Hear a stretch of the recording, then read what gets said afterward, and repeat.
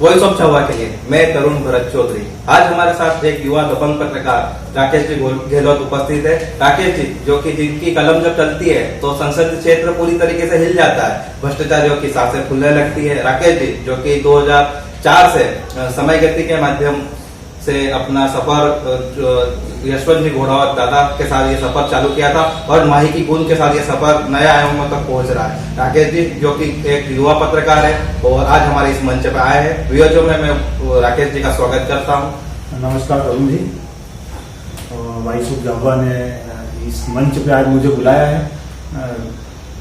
आपने इतने लोगों का परिचय दिया, इतने लोगों से आपने मुलाकात करवाई। शायद मैं उन सब में इतना छोटा हूं क्योंकि मेरे जीवन में ऐसा कोई अचीवमेंट नहीं है जिसका बखान यहाँ पे किया जाए।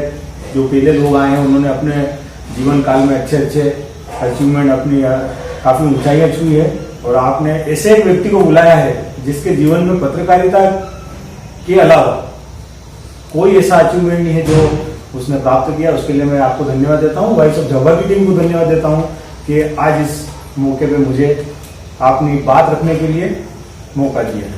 राकेश जी, जो कि पत्रकारिता इनके जीवन में एक बड़ा माध्यम रहा है सेवा का। ये अपने पत्रकारिता के माध्यम से बहुत ईमानदारी से अपनी सेवाएं दी और पूरे संसदीय क्षेत्र को हिला के रख दिया है। जैसा कि आप माही की गूंज में देखते हो कि हमेशा अपनी बेबाक लिखावट से ये सबको अपने जादू में मोह लेते हैं और ईमानदारी के साथ सारी खबरें अपने माही की गूंज पेपर में लगाते हैं। राकेश जी, आज का जो शो है उसमें मैं जानना चाहता हूँ कि मध्यम वर्ग में आपकी भूमिका और आपकी राय दर्शकों तक पहुंचे। हुआ ये है कि आपके जो आयोजन में, इस जो प्रोग्राम में जितने भी लोग आए हैं, ज्यादातर लोगों ने जिस शैली में उस मध्यम वर्गी को रखा है, मेरा मानना है कि उन्होंने हर पहलू को लगभग छू लिया है। मेरी ओर से बात रखने की कोई जगह बची नहीं। फिर भी एक चीज जरूर है, मैं अपनी ओर से बताना चाहता हूँ और उसके लिए जरूर हम लोग को 2 साल पीछे जाना पड़ेगा। 2 साल पीछे जाना पड़ेगा, वो इसलिए कि आज जो मध्यम वर्ग की बात आप बताएं क्यों निकली। सबसे पहले तो आप ये बताएं कि आज ये मध्यम वर्ग की बात निकली क्यों। ये मध्यम वर्ग की बात सरकार की योजना को देखते हुए निकली। मध्यम वर्ग अपना स्वाभिमान के तहत कहीं न कहीं दब कर रह जाता है। उसके पास न योजना पहुंच पाती है, न किसी के सामने वो पहुंच पाता है अपनी मदद के लिए और न सरकार तक अपनी बात पहुंचा रहा है। इसलिए ये हमारी चैनल के माध्यम से ने मुहिम चलाई है, ये बात मध्यम वर्ग की निकले आज और जनता तक ये बात पहुंचे। मध्यम वर्गीय आज से नहीं, शुरू से, जब से ये मंच जब से कहा गया है कि मध्यम वर्गीय समाज होता है, तब से पिसता आ रहा है। और ये बात इसलिए निकली है कि आज ये कोरोना काल में एक संकट खड़ा हुआ है ऐसे लोगों के लिए, ऐसे मध्यम वर्गीय लोगों के लिए कि जो अपना गुजारा तक कर पाना मुश्किल कर पा रहे हैं और एक ऐसी उनकी छवि बनी हुई है कि एक मांगना, मदद लेना, ये उनकी स्वाभिमान में नहीं आता है। लेकिन फिर भी मैं ये मानता हूं कि अगर ये कोरोना संकट 56 दिन के बजाय 70 दिन भी चलता है तो आज का जो मध्यम वर्गीय परिवार है वो इसको झेल लेगा। इतना उसने कर रखा है, इतने उससे मिलने वाले लोग हैं, इतने उसके परिवार के लोग हैं कि वो किसी भी स्थिति में बिना मांगे वो अपना ये लॉकडाउन का समय है, ये जो कोरोना का काल है वो निकाल लेगा। लेकिन मेरा ये मानना है कि मध्यम वर्गीय ये इन 70 दिनों की क्यों बात है। मध्यम वर्गीय के लिए अगर हम चले तो हमको आज से 2 या 3 साल पीछे जाना पड़ेगा, जब नोटबंदी आई थी। वहां से हमको चलना पड़ेगा और ये जो 70 दिन है इसका जो परिणाम है, जो आगे भविष्य में भुगतना है हमको, उस पर हमको जाना पड़ेगा। क्योंकि जो बात हो रही है वो इस पे हो रही है, ये जो परेशानी खड़ी हुई है इसमें मध्यम वर्ग नहीं भुगत पा रहा। एक समय आया था जब मध्यम वर्ग अपनी पूंजी केस घर पे इकट्ठी करता था, क्योंकि वो चाहता नहीं था कि यार मैं शो करूं लोगों को, शासन को, प्रशासन को, सरकार को ये पता करूं कि मेरे पास मैंने मेरी मेहनत से कुछ पैसा इकट्ठा किया। लेकिन नोटबंदी आई, नोटबंदी में उसकी जितनी भी पूंजी थी वो कैसे भी करके उसकी निकल गई। और ये आपको बात मानना पड़ेगी कि अगर किसी के पास 5 लाख रुपए भी था तो उसकी जो जमावट थी पैसे की कागज पे, टैक्स नहीं भरना और जो बचाव करता था, तो 5 लाख रुपए उसके टूट के बाजार में गए। 50 आपको दिए, 1 लाख रुपए आपको दिए और वो लंबे समय में थोड़े बहुत बाकी भी रहे और नहीं भी आए, रुक भी गए, वो आए जैसे तैसे आए, उससे अभी उभरा भी नहीं था। जीएसटी आ गया। जीएसटी इतना कॉम्प्लिकेटेड है व्यापारी के लिए कि उसको उसकी भरपाई कर पाना या उसके जो नियम कानून से चल पाना, वो उसके लिए मुश्किल है। और इसके बाद फिर ये आ गया कोरोना संकट। अब ये कोरोना संकट है तो ये 70 दिन 80 दिन तो निकल जाएंगे, लेकिन जो इसके प्रभाव आने वाले भविष्य में जो पड़ने वाले हैं, क्योंकि जब दुकानें खुलेगी तो सरकार के बहुत सारे नियम होंगे, जीएसटी आप पे हावी होगी, आपका बिजनेस उस गति से चलना शुरू भी नहीं होगा। और मेरा ये मानना है कि मध्यम वर्ग में ना तो कर्मचारी आता है, क्योंकि कर्मचारी ने क्या है कि उसको एक फिक्स रेशो में पैसा मिलता है, वो हमेशा से मध्यम वर्ग ही है, और उसने उस जो पैसा मिलता है उसमें उसका जीवन सेट कर रखा है, तो उसको कोई प्रभाव नहीं पड़ा। आज भी उसको वही पैसा मिल रहा है, वो उसी में सेटअप है। लेकिन एक व्यापारी है, या तो उसका घर लोन पे है, या उसकी दुकान लोन पे है, या दुकान उसकी भाड़े से है, या उसका घर भाड़े से है, या फिर उसने बाजार से पैसा उठा के और बिजनेस किया हुआ है। कहीं ना कहीं किसी ना किसी तरीके से वो इतना ज्यादा कर्ज में दबा हुआ है कि उसको रोटेशन अगर मिलेगा तो उसका जीवन चलेगा, और जहां उसका रोटेशन रुका वहां से उसकी परेशानी शुरू। तो उसका रोटेशन इन 70 दिनों में नहीं रुका है, 45 दिनों में नहीं रुका है, उसका रोटेशन नोटबंदी से रुका हुआ पड़ा है, जिससे वो अभी उभरना शुरू हुआ था। लेकिन ये जो लॉकडाउन आया है, इससे भविष्य में काफी हद तक कुछ आप ये देखने मिलेंगे, अपराध भी बढ़ेंगे और आत्महत्याएं भी बढ़ेगी। क्योंकि जब आदमी बाजार में एक बार कोशिश करेगा कि मैं सेटअप हूं, लेकिन वो जब सेटअप नहीं हो पाएगा तो वो जिंदगी से हारेगा, और ऐसे एक नहीं ऐसे हजारों लोग हमारे सामने आए। जैसा कि राकेश जी ने हमारे व्यापारी वर्ग के बारे में बताया, उसके सामने कितनी सारी समस्या आ रही है, लोन की समस्या है, दुकान की समस्या है, किराए की समस्या है। राकेश जी, आप पत्रकार हैं, तो जैसे कि सरकार ने कोरोना वॉरियर्स का तमगा तो पत्रकार को दे दिया है, पर वो कितना पत्रकार को कोरोना वॉरियर्स मानती है, इस बारे में भी आपकी राय रखें। पहले तो मैं कहना चाहता हूं कि पत्रकार इस चीज को माइंड करता ही नहीं है कि सरकार उसको क्या देगी। क्यों? क्योंकि अपने जिले की देख लें, अपने प्रदेश की देख लें, सरकार केवल उनको पत्रकार मानती है जो अधिमान्य है। अगर पत्रकारों के लिए कोई मांग उठती भी है तो वो अधिमान्य पत्रकारों तक सीमित हो जाती है, क्योंकि बहुत मुश्किल 100, 200, 500 होंगे खूब से हो पूरे मध्य प्रदेश में, क्योंकि अपने जिले में मुश्किल से 10, 12, 15 लोग होंगे।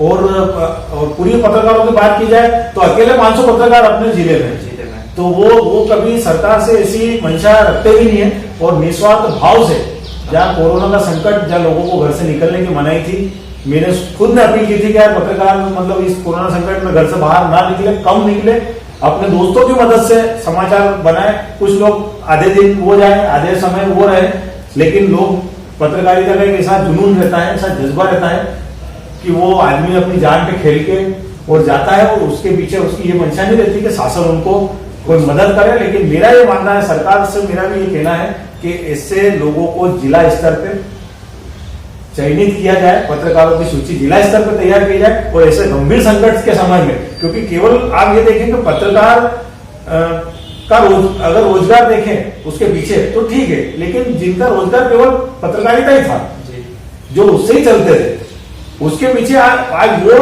खुद भूखा है, उसका परिवार भी हो सकता है भूखा हो, और इसके बाद भी वो लोग ये बोल नहीं रहे कि हमको कुछ चाहिए आपसे, या हमको कोरोना वायरस की पदवी दी जाए, या हमको कोई शासन की तरफ से लाभ दिया जाए, या इतने बीमे जो स्वास्थ्य विभाग को, पुलिस विभाग को दिए जा रहे हैं, सफाई कर्मी को दिए जा रहे हैं, तो पत्रकारों को भी एक छोटा सा बीमा प्रोवाइड किया जाए। ऐसी कोई मांग पत्रकारों ने लिखित में, मौखिक में, या किसी भी जनप्रतिनिधि ने यहाँ से नहीं की।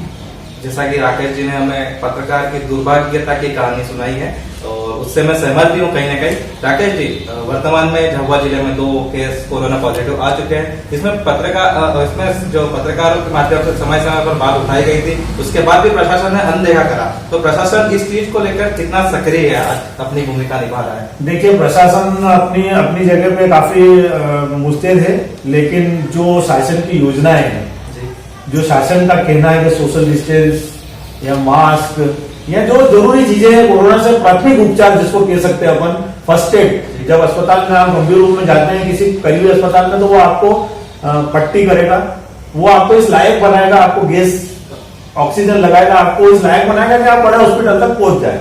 तो ये फर्स्ट एड है यहाँ पे कि आपको सोशल डिस्टेंस रखना है, मास्क पहनना है, तो वो सारी चीज लोग करने के लिए तैयार है, कोई दिक्कत भी नहीं है। लेकिन आड़े आ जाती है शासन की योजनाएं, शासन की योजनाएं खातों में पैसे डालने की, ऐसे लोगों की जिनकी कहते हैं अपन के उनका रोजगार नहीं है, जो गरीब है, ऐसा वर्ग जिनके खातों में पैसे डाले गए हैं। और एक योजना के माध्यम से नहीं, कई योजनाओं के माध्यम से, अलग अलग योजनाओं के माध्यम से, वो फिर 500 रुपए हो मोदी जी की ओर से, या फिर वो कर्म कांड के 1000 रुपए हो, या फिर वो कृषि मित्र की जो 6000 रुपए डलते हैं उसकी किस्त हो, या फिर 2-3 महीने की एक साथ मिलने वाले विकलांग पेंशन हो, विधवा पेंशन हो। मतलब इतना पैसा डाला जा रहा है उनके खातों में अलग अलग तरीके से, और उनके मन में ऐसी भावना पैदा हो चुकी है कि अगर ये पैसा हमने नहीं निकाला तो ये पैसा वापस रिफंड हो जाएगा, चला जाएगा, सरकार ले लेगी। तो उसके कारण भीड़ जो यहाँ पे जुट रही है, और जिस हिसाब से बाजार में भीड़ जुट रही है, आपका और मेरा या किसी का भी सोशल डिस्टेंस में रहना, मास्क पहनना, वो किसी भी रूप में काम नहीं करेगा, क्योंकि किसी ना किसी स्थिति में हम उस व्यक्ति से संपर्क में आएंगे जो कोरोना से अटैच होके हमारे संपर्क में आया है।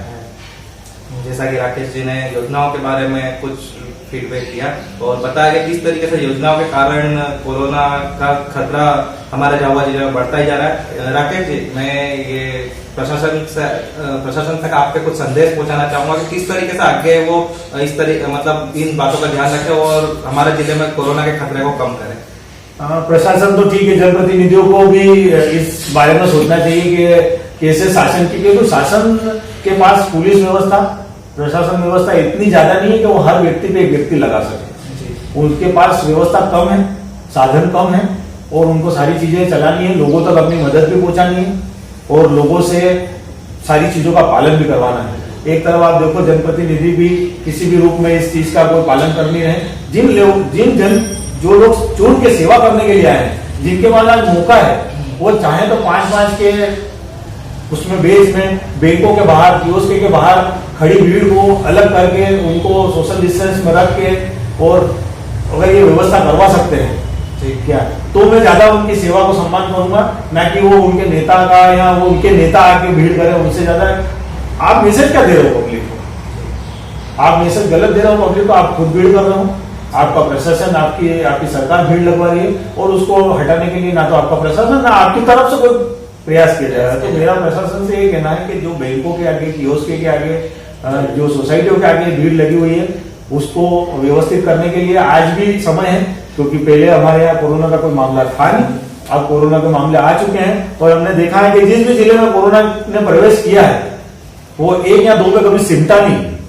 तो ये शुरुआत है, ये समय है, ये मौका है प्रशासन के पास कि अभी भी इस चीज को समझ ले, मौका ले ले। कई जगह लॉकडाउन है, रेड जोन है, बैंक के वहां पे भी है, वहां के भी लोगों को मदद मिल रही है, लेकिन वहां के लोगों के पास में उस रेड जोन होने के कारण वो सारी चीजें बंद पड़ी है। तो हो सकता है कि प्रशासन इंतजार कर रहा हो कि रेड जोन में आ जाए हम सब, इसके बाद ये सारी व्यवस्था बंद कर दे। तो मेरा ये कहना है कि व्यवस्था बंद ना हो, व्यवस्था बनी रहे, और हम रेड जोन में भी नहीं आए। तो ऐसी कोई योजना बनानी होगी जिससे ये संकट खड़ा जो होने वाला है आने वाले समय में इस भीड़ से, वो टले। जैसा कि राकेश जी ने हमारे जनप्रतिनिधि और प्रशासन तक बात पहुंचाई है, मैं आशा करता हूं कि जनप्रतिनिधि और प्रशासन इस बात को समझेगा। मैं राकेश जी का आभार व्यक्त करता हूं जिन्होंने अपना कीमती समय हमें दिया। राकेश जी का बहुत बहुत धन्यवाद तरुण भैया।